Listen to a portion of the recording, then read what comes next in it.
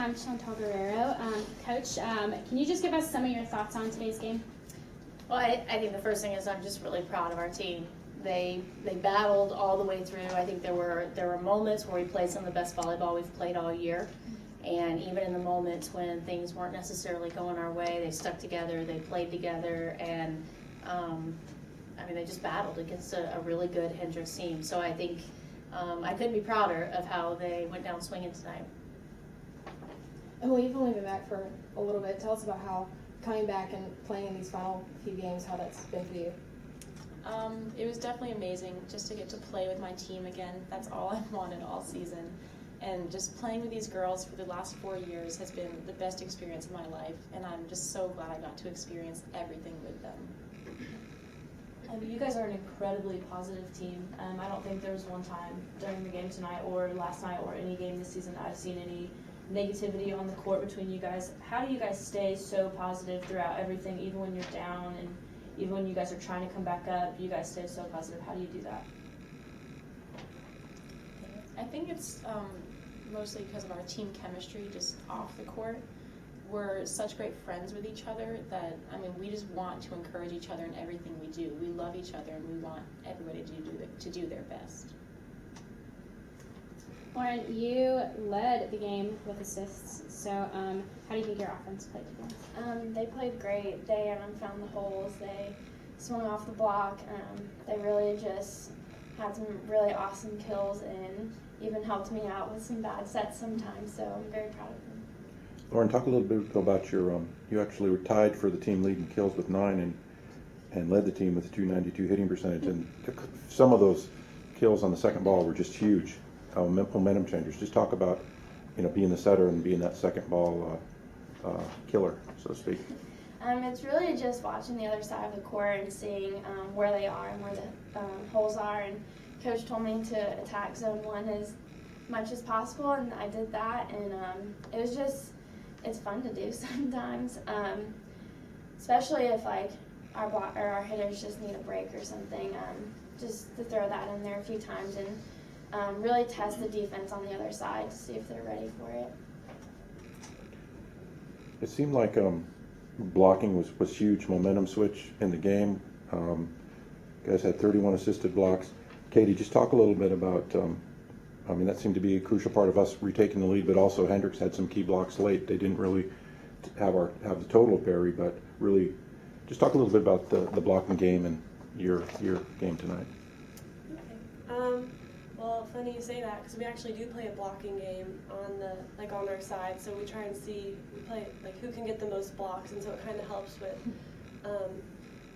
Jessica and I competing against each other and seeing who can get the most, which adds to the assisted blocks and everything. But on top of that, I think that's what we've really been working on this season, is becoming a better blocking team, being really strong at the net, helping our defenders out. So I thought we did a good job of that and just staying disciplined.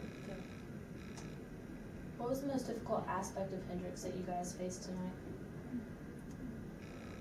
For me, I was getting very frustrated. Every time I hit, they had a good defense. So even if I did see an open spot, someone would be there. So it was just a lot about being patient and working through that point and taking it as a marathon. So It seemed like we had the momentum hitting early, and the last few sets. What did Hendrix do to kind of curtail our hitting, Coach? Well, I think kind of similar to what Katie said. I think they stepped up their blocking game, but also their floor defense. Their libero had a great game. She did a really good job of getting into some seams when their block didn't close, and so I think a lot of the credit does go to Hendrix. And then part of it too is we found ourselves out of system a little bit more later in the match, and so that makes it a little bit easier for their defense to be able to set up, because we become a little bit more predictable when we're way out of system. Do you think that you guys were more nervous tonight because you knew what to expect from Hendrix, whereas last night you guys had no idea what to expect coming from Thomas More? I don't think we were nervous. I think we were more excited just from the last time we played them. We played really well, and we were just excited to be out on the court again under our home crowd. And we were just really excited to be out there. And it's easier knowing a team that we've played before because we know their system. And we were just really excited to play tonight.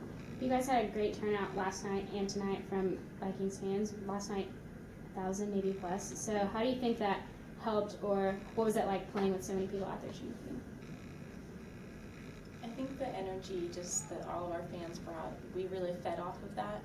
And any time that we kind of started feeling down, we would hear them cheering for us, and we knew that all those people believed in us, so we believed in ourselves.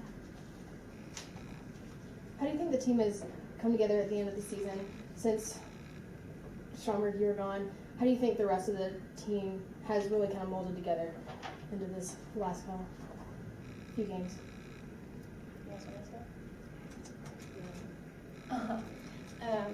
I think we've molded really well together. With Emily out for a little bit, we had to rework what we were doing, and her being our leading point scorer, that was really tough. But we really came together as a team and just trusted each other, and just looked at each other for help and for confidence. And we really we got it back together. And with her being back, that was amazing and awesome to play with her again on the court. But it's really just goes back to our team chemistry, and we are awesome friends outside of volleyball. So we have to give a lot of credit to Mika though, because I can't imagine being in your position and having to deal with all the reworking our system and everything. So I think she never, not that she would ever give up on us, but she really never gave up on us. She truly knew how good we could be, and I mean, I think we owe a lot of that to her. Obviously a lot of our success to you, but I mean, thank you for everything, Well, Emily, I mean, I know it's losing the game is tough, but is it a little bit of a silver lining for you being able to get back on the team? Because I don't think a few weeks ago you even thought you would be in this position where you were a key part of the rotation again. What is that like to kind of end the year here competing? It was definitely what I've been dreaming about since I learned that I was going to be out. So, I mean, it really was a dream come true just to be able to play at home, to play with this team, to kind of contribute to them again. And just, and it was also just amazing all season to watch all of the girls improve. And when they got thrown into these new positions, they did such an amazing job. And so I really just tried to help them out as much as I could because I knew that they could do it. So. Well, it was all three of your senior years, and so do you think there was a difference mentality-wise going into this game than there were in maybe any other game you've played? I mean, I didn't really feel a difference, but because we wanted to try and keep the same, what's it called, composure and everything that we have, game routine that we have for all the other games, and we kind of, if we did have that different mentality, I think our teammates would notice that, and so, I mean, no. And I would just add, I think these three have done a tremendous job leading this group this year. I mean, we had 8 new players to add to 8 returners, and so that could be a recipe for disaster. And then especially when Emily went down in the middle of the year on top of that, and I think the 3 of them, Emily included, even through her injury, I think they did a fantastic job stepping up and leading. And we were joking, being servant leaders truly, and that was something that we were really focused on this year and with our leadership group, and I think they did a phenomenal job of doing that. So that's a big reason why their consistency and how they approach the game from day to day is why this team was able to come together and have such a great run in the second half of conference as well as here in the NCAAs. Will you guys just reflect a little bit on this season and how you guys feel about it, and what are your thoughts leaving?